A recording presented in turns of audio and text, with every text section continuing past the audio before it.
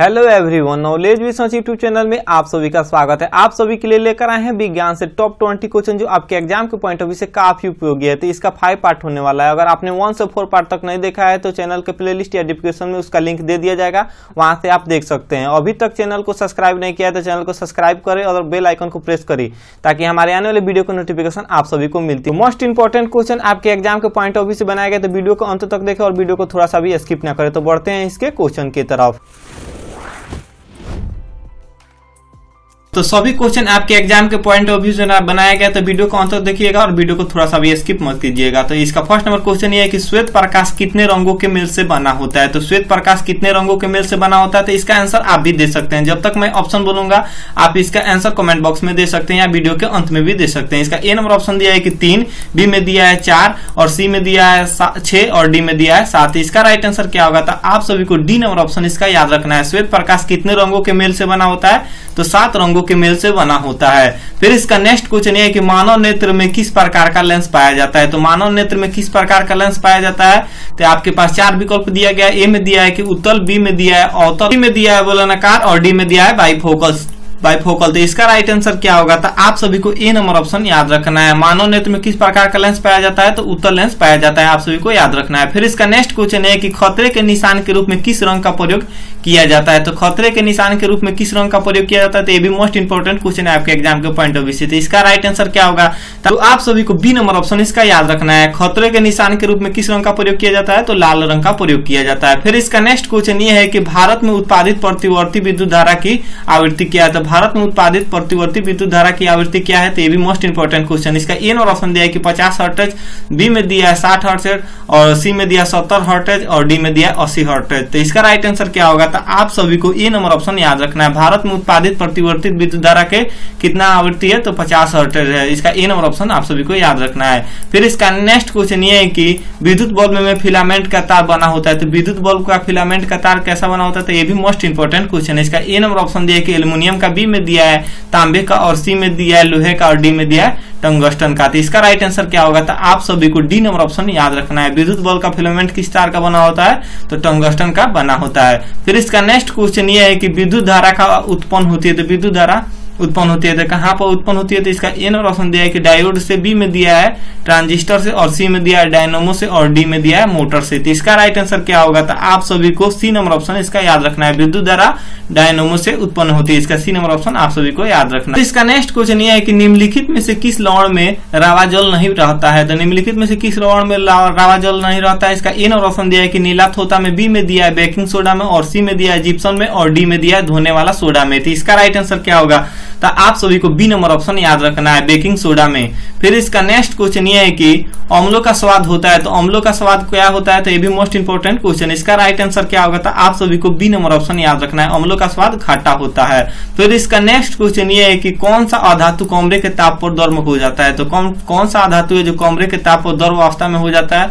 इसका A number option दिया है कि ब्रोमीन, बी में दिया है पारा और सी में दिया है तांबा और डी में दिया है एल्युमिनियम। तो इसका राइट आंसर क्या होगा, तो आप सभी को इसका ए नंबर ऑप्शन याद रखना है, ब्रोमीन है जो कमरे के ताप पर द्रव अवस्था में हो जाता है। फिर इसका नेक्स्ट क्वेश्चन है कि सबसे कठोर प्राकृतिक पदार्थ क्या है। तो सबसे कठोर प्राकृतिक पदार्थ क्या है, तो ये भी मोस्ट इंपोर्टेंट क्वेश्चन है। इसका ए नंबर ऑप्शन दिया है कि सोना, बी में दिया है चांदी और सी में दिया है लोहा और डी में दिया है हीरा। तो इसका राइट आंसर क्या होगा, तो आप सभी को इसका डी नंबर ऑप्शन याद रखना है। सबसे कठोर प्राकृतिक पदार्थ कौन है, तो हीरा है, ये भी मोस्ट इंपोर्टेंट क्वेश्चन है। इसका नेक्स्ट क्वेश्चन है कि कार्बन क्या है। तो कार्बन क्या है, तो इसका ए नंबर ऑप्शन दिया है कि धातु, बी में दिया है अधातु और सी में दिया है उपधातु और डी में दिया है इनमें से कोई नहीं। तो इसका राइट आंसर क्या होगा, तो आप सभी को बी नंबर ऑप्शन याद रखना है, कार्बन अधातु है। फिर इसका नेक्स्ट क्वेश्चन ये है कि निम्नलिखित में से पीतल किसका उदाहरण है। तो निम्नलिखित में से पीतल है जो किसका उदाहरण है। इसका ए नंबर ऑप्शन दिया है कि धातु का, बी में दिया है अधातु का और सी में दिया है मिक्स धातु का और डी में दिया है यौगिक। तो इसका राइट आंसर क्या होगा, तो आप सभी को सी नंबर ऑप्शन याद रखना है, पीतल है जो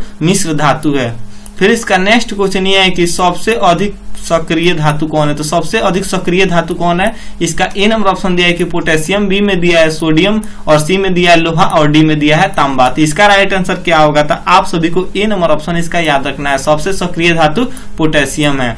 फिर इसका नेक्स्ट क्वेश्चन ये है कि एक धातु जो गैसीय अवस्था में पाई जाती है, वो कौन सी धातु है जो गैसीय अवस्था में पाई जाती है। तो आपके पास 4 विकल्प दिया गया है। तो इसका ए नंबर ऑप्शन में दिया है कि कार्बन, बी में दिया है सल्फर और सी में दिया है हाइड्रोजन और डी में दिया है फास्फोरस। तो इसका राइट आंसर क्या होगा? तो आप सभी को सी नंबर ऑप्शन याद रखना है। वो कौन सी धातु है जो अधातु है जो गैसीय अवस्था में पाया जाता है? तो हाइड्रोजन है। फिर इसका नेक्स्ट क्वेश्चन ये है कि स्वपोषी पोषण के लिए आवश्यक है। तो स्वपोषी पोषण के लिए क्या आवश्यक है? तो ये भी मोस्ट इंपोर्टेंट क्वेश्चन है। इसका राइट आंसर क्या होगा? तो आप सभी को डी नंबर ऑप्शन याद रखना है। स्वपोषी पोषण के लिए इनमें से सभी आवश्यक है। इसका A number option carbon dioxide, B में दिया है क्लोरीन और सी में दिया है प्रकाश संश्लेषण, यानी तीनों आवश्यक है स्वपोषी पोषण के लिए। नेक्स्ट क्वेश्चन ये है कि मनुष्य में प्रोटीन का पाचन कहां से शुरू होता है? तो मनुष्य में प्रोटीन का पाचन कहां से शुरू होता है? तो पाचन दो बार लिखा गया है, इसके लिए सॉरी। इसका ए नंबर ऑप्शन दिया है कि आमाशय में, बी में दिया है मुख में और सी में दिया है ग्रहणी में और डी में दिया है इनमें से कोई नहीं। तो इसका राइट आंसर क्या होगा? तो आप सभी को ए नंबर ऑप्शन इसका याद रखना है। मनुष्य में प्रोटीन का पाचन कहां से शुरू होता है? तो आमाशय से शुरू होता है। फिर इसका नेक्स्ट क्वेश्चन ये है कि पौधों में जनन अंग कहां पाए जाते हैं? तो पौधों में जनन अंग कहां पाया जाता है? इसका ए नंबर ऑप्शन दिया है कि तना में, बी में दिया है जड़ में और सी में दिया है पुष्प में और डी में दिया है फल में। तो इसका राइट आंसर क्या होगा? तो आप सभी को सी नंबर ऑप्शन इसका याद रखना है। पौधे में जनन अंग कहां पाया जाता है? तो पुष्प में पाया जाता है। इसका सी नंबर ऑप्शन आप सभी को याद रखना है। फिर इसका नेक्स्ट क्वेश्चन ये है कि सीएफसी का पूरा नाम क्या है? तो सीएफसी का पूरा नाम क्या है? तो मोस्ट इंपोर्टेंट क्वेश्चन है। इसका राइट आंसर क्या होगा?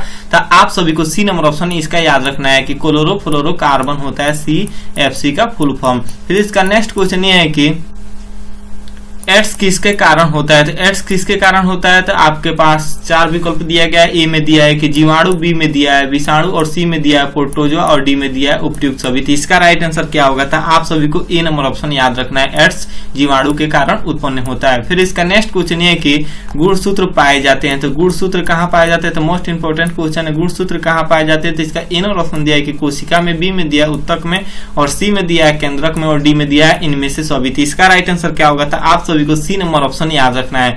गुणसूत्र केंद्रक में पाए जाते हैं। करते हैं नेक्स्ट क्वेश्चन। ये नेक्स्ट क्वेश्चन ये आपके लिए है कि निम्नलिखित में से कौन सर्वहारी है? तो निम्नलिखित में से कौन सर्वहारी है? तो मोस्ट इंपोर्टेंट क्वेश्चन है और आपके पास चार विकल्प दिया गया है। जो भी आंसर सही होगा आप सभी को कमेंट बॉक्स में इसका देना है आंसर। जैसे ए में दिया है कि कुत्ता, बी में दिया है शेर और सी में दिया है लोमड़ी और डी में दिया है हिरन। तो इसका जो भी आंसर सही होगा आप सभी को कमेंट बॉक्स में इसका आंसर देना। वीडियो कैसी लगी आप कमेंट बॉक्स में बता सकते हैं तथा आप ये भी बता सकते हैं कि 20 क्वेश्चन में आप सभी को कितना क्वेश्चन को पता था। आई होप कि आप सभी को वीडियो पसंद आई होगी। वीडियो पसंद आई हो तो आप हमारे चैनल को सब्सक्राइब कीजिए तथा बेल आइकन को प्रेस कीजिए ताकि हमारे आने वाले वीडियो को नोटिफिकेशन आप सभी को मिलती रहे। अभी तक वीडियो को लाइक नहीं किया है तो वीडियो को लाइक कर दे तथा दोस्तों के साथ शेयर करना ना भूले। मिलते हैं इसके नेक्स्ट वीडियो में, तब तक के लिए जय हिंद, वंदे मातरम।